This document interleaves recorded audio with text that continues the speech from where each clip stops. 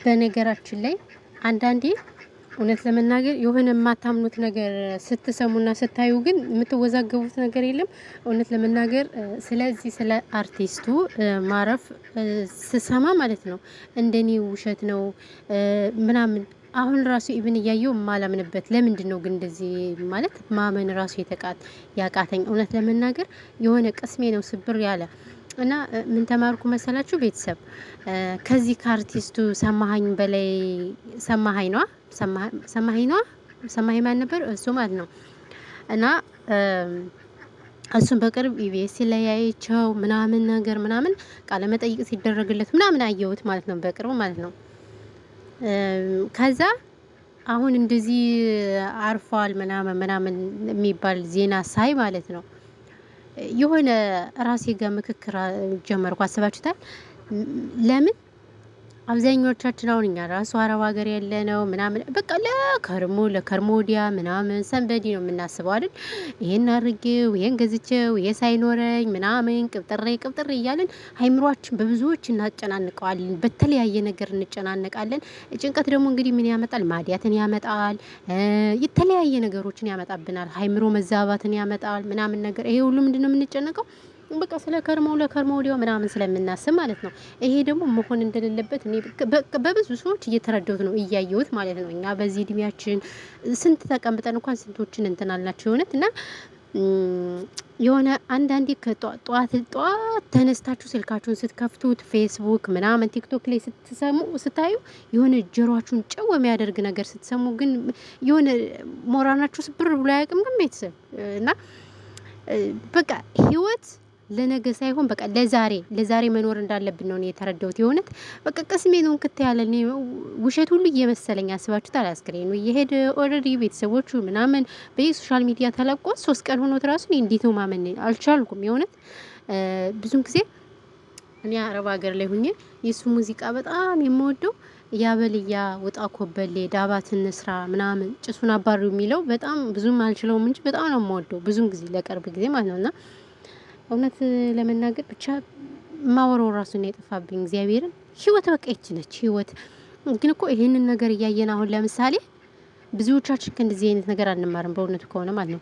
ክፉዎች ነን፣ ምቀኞች ነን፣ ቅናተኞች ነን ምናምን ባላየነው ነገር እናወራለን ዝም ብለን ፈልስመን እርግጠኛ ባልሆነው ነገር እከሌ እኮ እንደዚህ ነው ምናምን እከሌት እኮ እንደዚህ ነች ምናምን እርግጠኛ ባልሆነው ነገር ማርያም መረጃና ማስረጃ ሳይኖረን እና ይሄ ሁሉ ምንድነው ቅናት፣ ምቀኝነት ምናምን የተለያዩ ነገሮች ነው የሚያጠነጥነው ማለት ነውና ከዚህ ነገር ምን ልንማር እንችላለን? በጣም ክፉዎች ነን አብዛኞቹ እንደሆነ አንዳንዴ ማለት ነው የሰውን ክፋት ተንኮሉ ምናምን ነገር ሳይ ሰው ሁሉ ጋር ድረሽ አይለኝም። በቃ የሆነ የቀረባችኋቸው ሰዎች ሆን ብለው የሚያስቡት ለእናንተ ተንኮል፣ ክፋት የሆነ ሳያውቁ ስለእናንተ እርግጠኛ ሳይሆኑ የሚያወሩት ነገር ምናምን ነገር ግርም ይለኛል። የምር በቃ ሳያውቁ እርግጠኛ እኮ አይደሉም። እርግጠኛ ሳይሆኑ ወይ ከሌት እንደዚህ ምናምን ከሌ እንደዚህ ሳያውቁ ከምር እና እኔ እነሱ በጣም ያሳዝኑኛል በእውነቱ ከሆነ ግን አውቀው ቢያወሩ እኮ ችግር የለውም በመረጃ በማስረጃ እና አብዛኞቻችን በጣም እኔ እንጃ ከዚህ ራሱ እኮ አንማረው ማርያምን ምንም ህይወት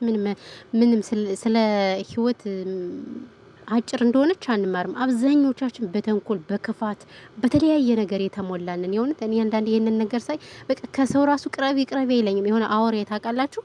አውሬ ብቻውን ነው አይደለ የሚሆነው? እንደዛ መሰለኝ። አውሬ ከሰው አይደርስም። እንደዛ ነው የሚያደርገኝ አንዳንዴ ነው። ይቅርታ አድርጉልኝ። ለምን የሰዎችን ተንኮላ ያለው ቅናተኛ፣ አብዛኛው ማህበረሰብ ደግሞ ቅናተኛ። እኔ በነገራችን ላይ በተፈጥሮ ብዙ ነገር የማልወደው ቅናት አልወድም፣ ውሸት ምናምን ይሄ ነገር ነው በጣም የሚያስጠላኝ። እመቤቴ ሰው ከሚዋሸኝ ከሚያማኝ በቃ ከሚያስመስል ቢመታኝ እኔ ምርጫዬ ነው። እመቤቴን በተለይ ውሸት በጣም የሚያስጠላኝ ውሸት በስመአብ ወልድ መንፈስ ቅዱስ አልወድም። ውሸት እኔ አልወድም ውሸት እና ምን ልላችሁ ፈልጌ ነው ይሄን ነገር ሳይ ስለ አርቲስቱ ለምንድነው ከእንደዚህ አይነት ነገር የማንማረው ምናምን ነገር ብዬ ራሴ ጋር እንትን እላለሁ። እውነት ለመናገር እና አብዛኞቻችን በጣም ክፉዎች ነን። ማርያምን በስመአብ ወልድ እኔ ብቻ አላቅም ግን ደግሞ ከማን ጋር እንደምንቀርብ ከማን ጋር እንደምንውል የሆነ ጥንቃቄ ልናደርግ እንችላለን። አብዛኞቻችን በነገራችን ላይ የምንቀርባቸው ሰዎች ናቸው እኛን የሚጎዱን። በጣም የምንወዳቸው ደግሞ እኮ የምንወዳቸው የምናከብራቸው የሆነ ስፍ ብለን የምንወዳቸው ሰዎች የሆነ ጥፋት ነገር ይፈልጉና እኛን እርግጥ ማድረግ ይፈልጋሉ ነው። ይሄ ደግሞ ፈጽሞ ስህተት ነው ብዬ ነው የማስበው የእውነትና ብዙን ጊዜ ከማንም ጋር ለመቀራረብ አለቀ ኖርማል እንደዚህ የደብራችሁና መጫወት ዘና ማለት ከፈለጋችሁ ኦኬ። ከዛ ውጭ ግን እንደዚህ የልብን የምን የጭንቅላትን እያወጡ ሰንበዲ ምናምን ነው ምንም ጥቅም የላቸውም ባይዘው እና ማለት እና ለዛ ነው ማለት ነው። በተረፈ ግን ይሄን ያለው ነገር ብቻ የእውነት በጣም ነው ያዘንኩት። በቃ ታውቃላችሁ እዝን የሚባል ነገር አለ እንደዛ ነው ያዘንኩት የእውነት ማጣት የሌለብንን ሰው ነው ያጣነው። በነገራችን ላይ ለሀገሩም ያው እንደምታውቁት መስዋዕት ከፍሏል። ከዛ ባሻገር በሙዚቃው ዓለምም እሱም አለ። እዛ ባሻገር ደግሞ እኔ ብዙ ጊዜ የተረዳሁት ምንድነው መልካም ሰዎች እንደገና ደግሞ እንደዚህ አርቲስት ምናምን ሆነው ሐኪም ቤት ሄደው በቃ በጤናቸው አይመለሱም። ለምንድን ነው እኔ ጥያቄ የሆነብኝ ነው። ከአሁን በፊት አርቲስት ማዲንጎ አፈወርቅ፣ ታምራት ደስታ ሌሎችም ሐኪም ቤት ሄደው የመርዶ ዜና ነው እንጂ የምንሰማው ተሻላቸው የሚባል ዜና አንሰማም። እና ይሄ ነገር እኔ በጣም ውዝግብ እየሆነብኝ ነው። ለምንድን ነው እንደዚህ አይነት በቃ አሉ የተባሉ ታዋቂ ሰዎች ሐኪም ቤት ሄደው አይመለሱም ማለት እኔ ይሄ ነገር በጣም እንትን እያለብኝ ነው፣ እየተወዛገበብኝ ነው። እና ይሄ ሰውዬም እንግዲህ እኔ በቅርብ አይቼው ነበረ። ነገር ግን ታሞ ምናምን ሲባል በእርግጥ የሱ ያው የመታመሙ ያስታውቃል። ምክንያቱም ያው ሰውነቱ በጣም ነበር የሚያስፈራው።